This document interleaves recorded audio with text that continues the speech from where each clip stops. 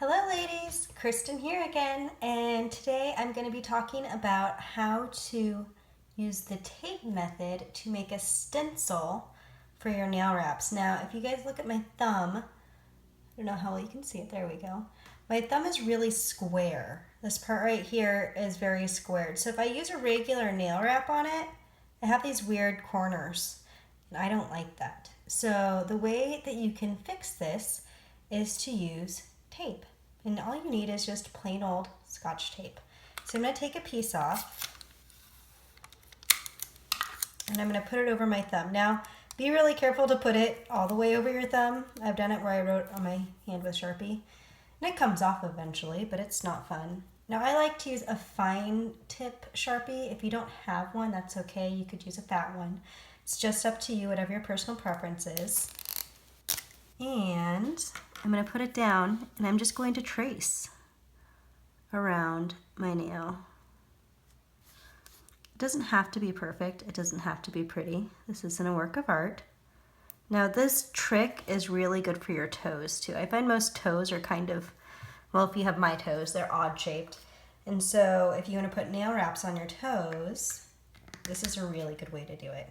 Now you can actually also do the top part. Sometimes I do the top part so I know how long I need this to be. I already started to put it away. Let's see, go all the way around. Okay, see, not gorgeous, but it works. I'm gonna take it off. I'm gonna get my nail wrap. Now you can do it from the back side, and if you have just a plain pattern, it doesn't really matter. But if you have like something, I know like the aerial wraps, you wanted to make sure you got aerial in there the right way. You want to do it on this side. It's harder to see on this side, so I'm going to do it this way. And if you remember, the square side is actually where my nail goes as I drop everything. All right, so I'm going to line it up on here. Now you can use big scissors. Those are fine, but I like to use little nail scissors because I feel like they do a closer job of cutting, and so I'm just going to use it as a stencil. Take off that piece. Now if you do this on the front part, if you do it on this side, sometimes it gets stuck and it's really hard to get off. So you want to leave like a little piece off to the side so that way you can peel it off when you're done.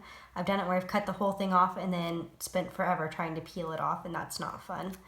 So I already have that square part off, and it kind of curves down on the side here a little bit. So I'm going to do a little bit of that. And this side's pretty straight.